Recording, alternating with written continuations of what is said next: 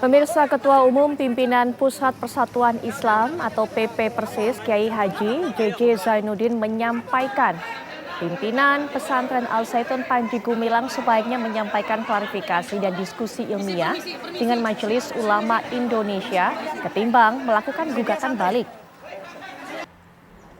Dia mengatakan serangan atau gugatan balik ini hanya akan membuat kegaduhan dan suasana kian meruncing. Akibatnya malah menambah polemik dan konflik hukum yang semakin tajam. Sebelumnya, JJ yang juga Ketua MUI ini mengatakan bahwa memang menjadi hak Panji Gumilang untuk melakukan pembelaan jika memang apa yang didugakan kepadanya tidak berdasar atau tidak akurat.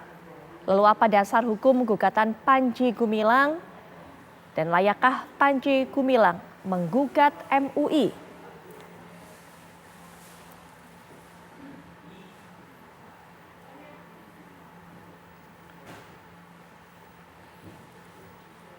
Gugatan perdata yang dilayangkan oleh Panji Gumilang melalui kuasa hukumnya ini senilai ganti rugi 1 triliun rupiah. Kita akan perdalam lagi mengenai hal ini. Sudah hadir di samping saya untuk bisa memberikan tinjauannya yaitu Pak Kudri Sitompul. Beliau merupakan ahli hukum pidana. Assalamualaikum warahmatullahi wabarakatuh. Waalaikumsalam warahmatullahi wabarakatuh. Selamat malam para pemirsa. Baik, dan juga selain Pak Kudri Sitompul sudah bergabung dengan kita secara daring yaitu Irjen Pol Purnawirawan Arianto Sutadi. Beliau merupakan penasihat ahli Kapolri.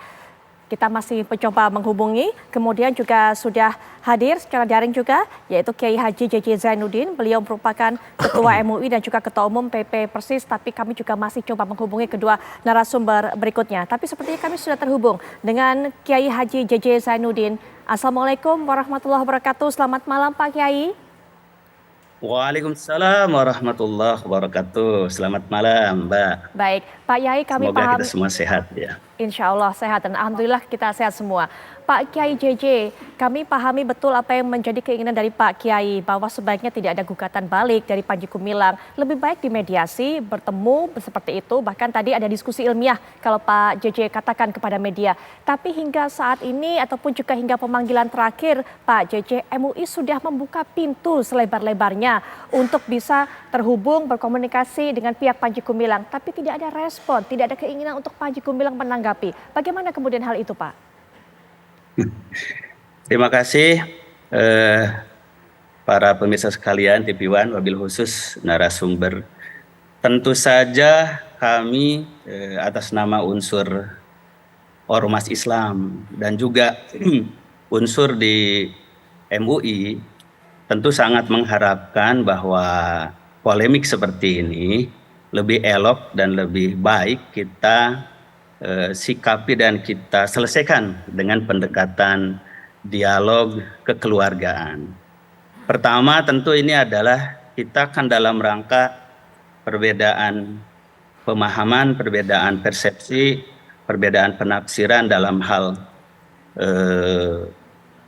tafsir agama. Itu tentu jalan yang terbaiknya adalah kita didialogkan secara terbuka, secara tulus, secara ikhlas, bukan kemudian melakukan pendekatan hukum saling menggugat. Jadi sehingga menghilangkan substansi masalah yang sedang dihadapi. Mohon maaf. Yaitu bahwa kita ini adalah ingin mencari kejelasan dan kebenaran, bukan mencari kemenangan.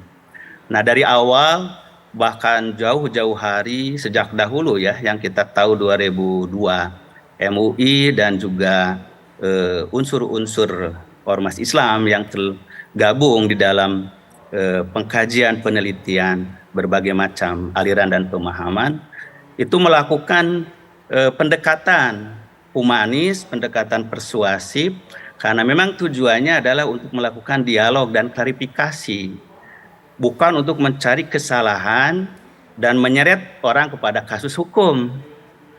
Sebagaimana yang dianjurkan di dalam Al-Qur'anul Karim bahwa innamal mu'minuna ikhwatun fa aslihu baina akhwaikum. Bahwa kita ini pada dasarnya bersaudara. Kenapa harus mencari pertentangan pendekatan hukum? Tapi harus melalui pendekatan fa aslihu baina akhwaikum.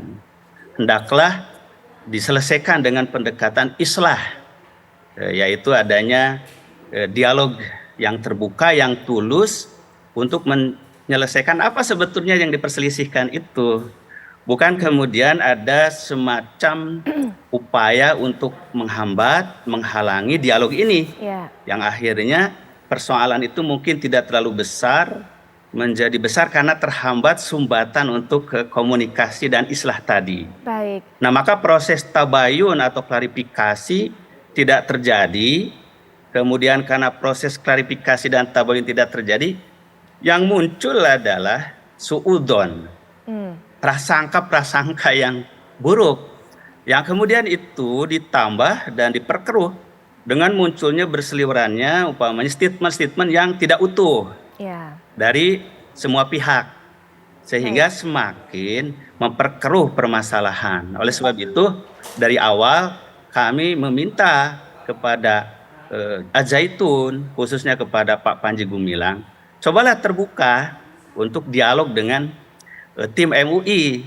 Toh MUI ini bukan lembaga kekuasaan dan lembaga hukum yang menyeret seseorang kepada ranah hukum, Baik. tetapi justru adalah sebagai wadah untuk mengklarifikasi Ya, adanya pengaduan dari masyarakat tentang pemikiran, pemahaman, baik. dan praktek keagamaan yang tidak lazim, yang tidak sesuai dengan yang dipahami dan disepakati oleh sebahagian besar masyarakat Muslim Indonesia sebagai penganut paham Ahlus Sunnah wal Jamaah.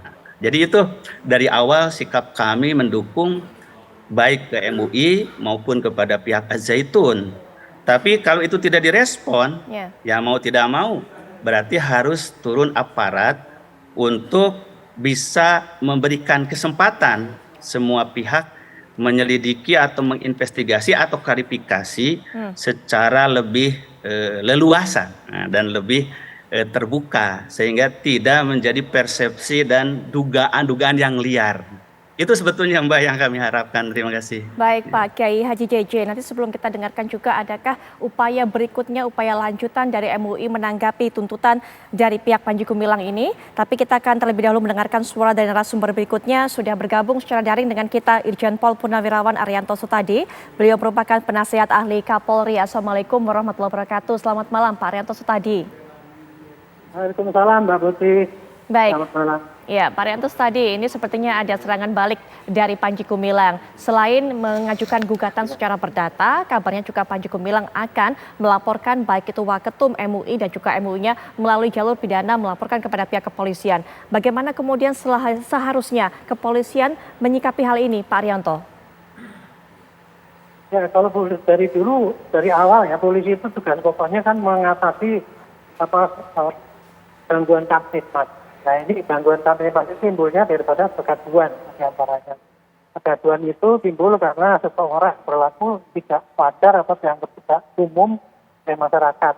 Nah, sekarang kan fokusnya kan pada Pak Panji Gumilang ini. Selama ini kan dia seakan-akan bikin gaduh karena membuat ajaran atau memamerkan ajaran yang tidak pas. Nah, itu kemudian dulu terlibat di dalam NCI dan apalagi belakangan ini ada rekening yang banyak. Nah, itu kan akhirnya kegaduhan memuncak karena dia itu dituduh sebagai orang melanggar hukum kan gitu ya. Tetapi kemudian kalau polisi tidak mengapa-apa gitu. Nah, kewajiban polisi dalam hal ini adalah nomor satu, bagaimana cara menenangkan kegaduhan itu. Di antaranya adalah kalau itu ranahnya masih kepada langsung karut mengenai masalah penafsiran agama itu nanti akan MUI itu yang menjadi porsinya untuk mengatasi itu. Tapi kalau diduga ada pelanggaran hukum, maka polisi harus masuk ke situ, melakukan penyelidikan, ada laporan ataupun tidak. Gitu. Sekarang kebetulan kan sudah ada laporan yang masuk. Nah, itulah yang diutamakan oleh polisi untuk didahulukan. Kemudian laporan polisi apa pidananya? Di sini kan banyak sekali kemungkinan pidana. Dulu mungkin melanggar bersangkut dalam NIT, ataupun kemudian yang kedua penodaan agama, yang ketiga kemarin itu ada rekening yang banyak sekali itu diduga ada PPPU dan sebagainya. Makanya saya pikir sekarang ya polisi harus all out ini. Di satu sisi ya, tetap menjaga kondisi kamtipmas di lokasi sana, yaitu jangan sampai timbul bentrokan yang serius sehingga bisa menyebar. Dan di lain sisi juga dia harus meneruskan pengaduan ataupun ketidakterimaan daripada masyarakat yang merasa dirusak atau diganggu dengan tindakan-tindakan Panji Gumilang itu. Nah, adapun kalau masih dari pihak Panji Gumilang itu mengajukan gugatan, itulah risiko daripada demokrasi sekarang ini. Semua orang boleh menyampaikan haknya, boleh menyampaikan pendapatnya, dan dia boleh saja menggugat. Itu hak dia. Nah, kemudian dari pihak yang digugat ya hak dia untuk menangkis dan melawan. Jadi saya pikir ini adalah salah satu bentuk daripada kegaduhan yang dilakukan oleh seseorang atau beberapa orang. Sedangkan dia sendiri merasa tidak menjadikan sumber kegaduhan itu. Nah, makanya itu sekarang ya harus ditangani sampai tuntas semuanya itu ya, mengenai perbedaan aliran itu tadi MUI bersikap ini kira-kira dengan begini ini apakah kemudian dilarang ataupun hanya dihimbau atau dialih-alih tim pengacarnya.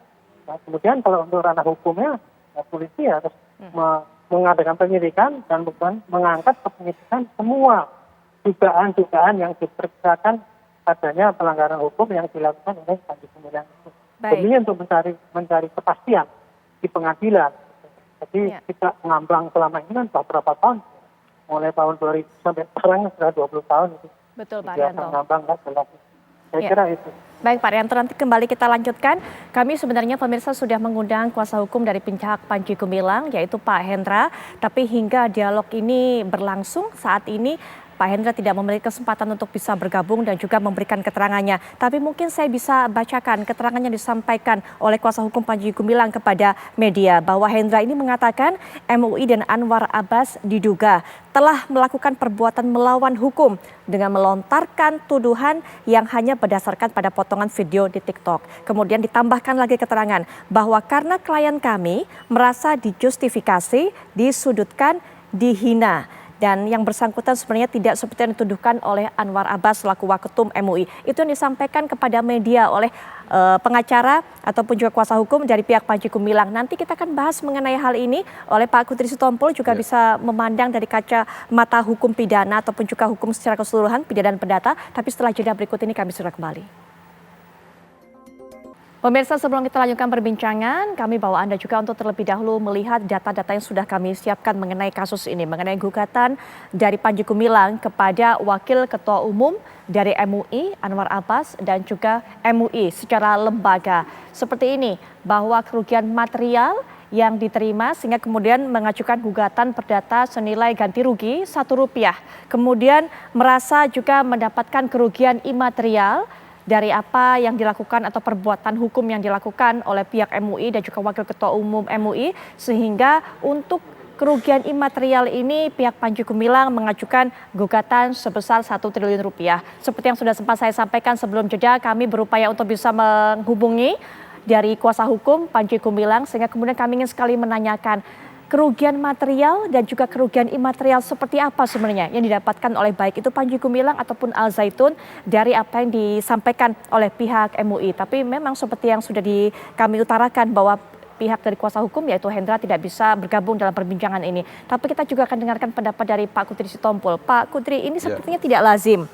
Yang saya tahu biasanya adalah mengajukan gugatan pidana terlebih dahulu, baru kemudian gugatan perdata mengikuti gugatan ganti rugi. Tapi ini terlebih dahulu yang diajukan adalah gugatan perdatanya meminta ganti rugi, baru kemudian masih akan rencana melaporkan pihak MUI dan juga Wakil Ketua Umum MUI kepada pihak kepolisian. Ya, Anda betul. Jadi ini ya, ini gugatan, kita nggak tahu si gugatan sebenarnya bagaimana. Cuman berdasarkan keterangan tadi, maka tergugatnya ini ada dua ya. Kita nggak tahu tergugat satunya apa MUI sebagai lembaga atau dia sebagai tergugat dua. Ya, kemudian pihak yang digugat itu adalah perorangan waketumnya itu Anwar Abbas ya ini. Nah kita nggak tahu apakah ini perbuatan masing-masing sendiri-sendiri atau mereka bersama-sama. Ya kita nggak tahu ya. Nah tadi dikatakan bahwa lazimnya memang betul karena gugatan perdata PMH ya on remata hitsdat ini itu kan karena ada perbuatan material ya perbuatan fisik ya yang dilakukan oleh seseorang, ya, orang lain yang menimbulkan kerugian kepada orang yang mengajukan gugatan itu atau si penggugat. Nah, kalau kita dengar dari apa yang dijelaskan tadi bahwa perbuatan materialnya itu melakukan tuduhan, ya kan, tuduhan-tuduhan itu. Nah, tuduhan-tuduhan atau pencemaran nama baik itu kan sebenarnya pelanggaran pidana, ya kan. Nah, jadi mestinya yang dibuktikan dulu bahwa ada perbuatan material yang melanggaran hukum pidananya itu, gitu loh ya. Nah, jadi kan sebenarnya perbuatan melawan hukum ya di dalam perdata ini kan on remand hetsdat itu sama dengan di pidana itu adalah kesalahan ya, sul, dan untuk dinyatakan seorang melanggar tindak pidana bukan hanya kesalahan, harus ada unsur kesengajaannya, offsetnya, ya kan? Apakah ini? Nah, ini kan belum jelas apakah apakah perbuatan materialnya itu memang terbukti sudah melawan hukum gitu.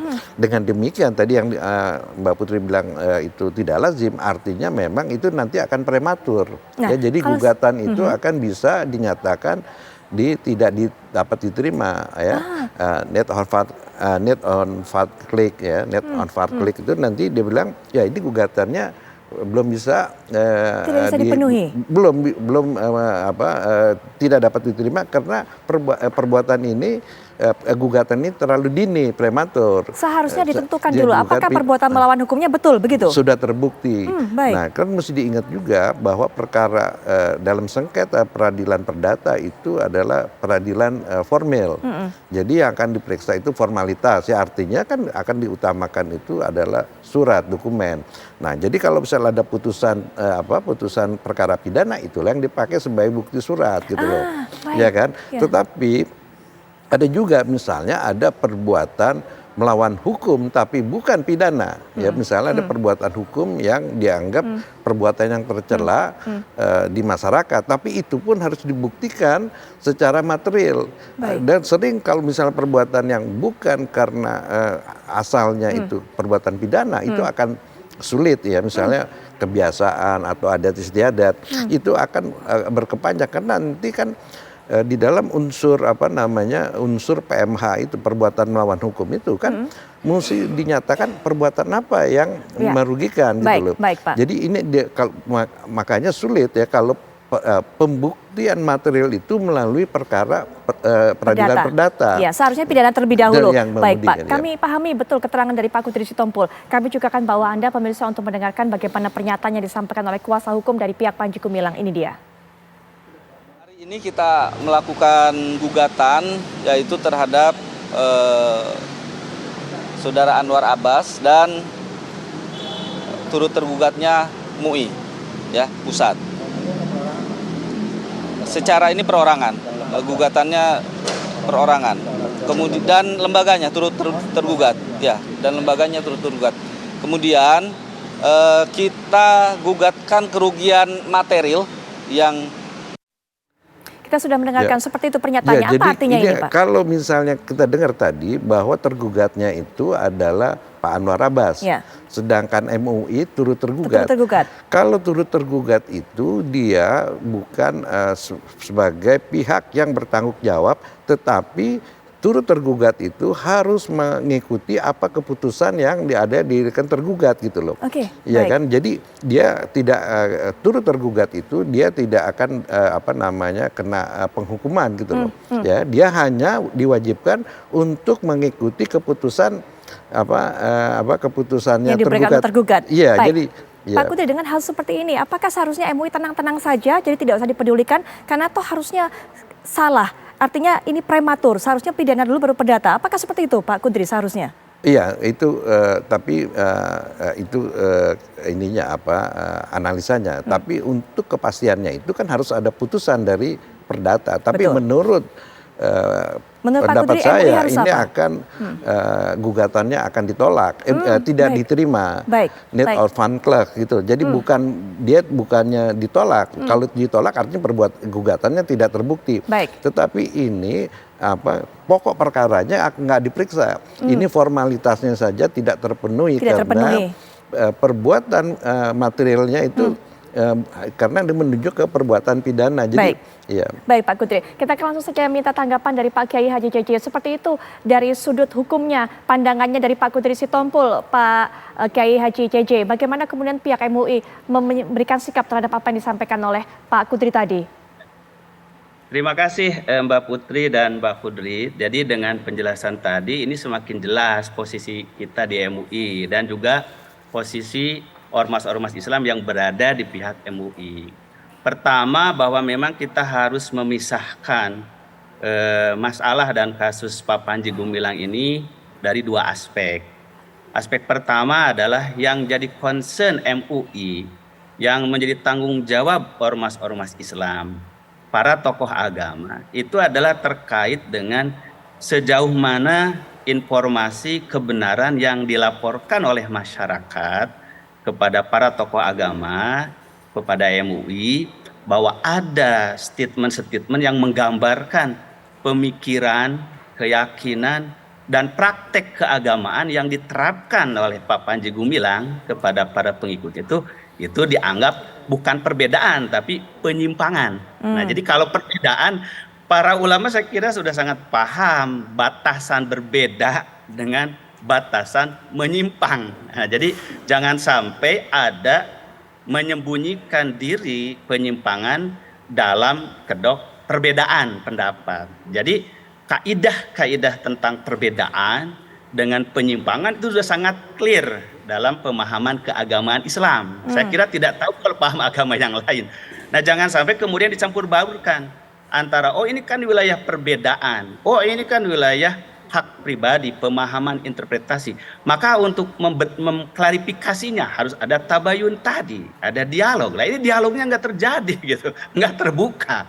Nah, untuk bisa dialog ini, tabayun dari pihak yang dilaporkan dan yang menerima laporan secara langsung, atau bisa melalui mediasi orang yang dipercaya yang menjadi juru bicara yang dalam konsep ajaran Islam disebut dengan tahakum. Bain hibtum sikoko bainihima fab'asu hakaman min ahlihi wa hakaman min ahliha itu pada bahasa Al-Quran.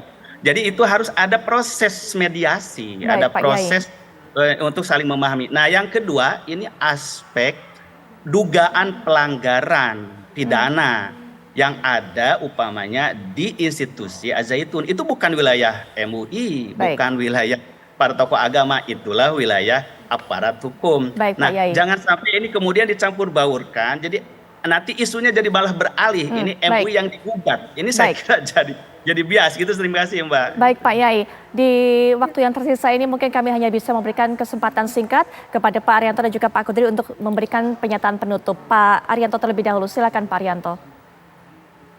Ya, kalau saya sih mendorong pada polisi ya, untuk segera menindaklanjuti apa-apa yang menjadi kewajibannya, terutama ini adalah memproses hukum mencari bukti sebaik mungkin dan kemudian segera langsung diproses sampai ke pengadilan. Semua jenis-jenis yang diduga ada pelanggaran hukumnya itu lebih baik disidik dan kemudian dituntaskan supaya rakyat tidak gaduh, berbeda-beda pendapat, kemudian seakan-akan penguasa yang hukum dan sebagainya. Saya kira itu ya untuk ranah polisi. Dan kemudian yang kedua adalah menjaga di lokasi supaya tidak terjadi bentrokan. Kalau secara umum itu ranahnya MUI untuk mengkelirkan mana yang benar, mana yang salah, bagaimana cara meredakan perbedaan pendapat. Baik. Kesatuan agama. Baik Pak Arianto. Baik. Singkat juga Pak Kudri penutup. Iya, sebagaimana yang saya katakan tadi, menurut pandangan saya gugatan PMH melalui peradilan perdata ini kemungkinan akan tidak dapat diterima. Itu disingkat NO atau Need of Unclearing itu ya. Itu karena pembuktian perbuatan materialnya itu belum terbukti gitu ya. Nah, kemudian yang kedua yaitu apa yang diinginkan oleh Pak Kiai JJ tadi. Nah, di dalam proses peradilan perdata sebelum diperiksa pokok perkara, maka hakim wajib mendamaikan kedua belah pihak gitu. Berarti pertama stepnya adalah upaya mediasi ya, akan diberikan kesempatan oleh hakim pada saat itu. Bukan mediasi, tapi kalau mediasi terserah apakah Tapi itu diadakan musyawarah. Kalau mediasi artinya ada pihak ketiga yang menengahi gitu ya. Tapi kalau mereka melakukan musyawarah gitu ya, apakah itu dia secara tukar pikiran atau diskusi atau apa, itu bisa. Atau juga bisa menggunakan jasa penengah, mediator dengan mediasi itu tadi.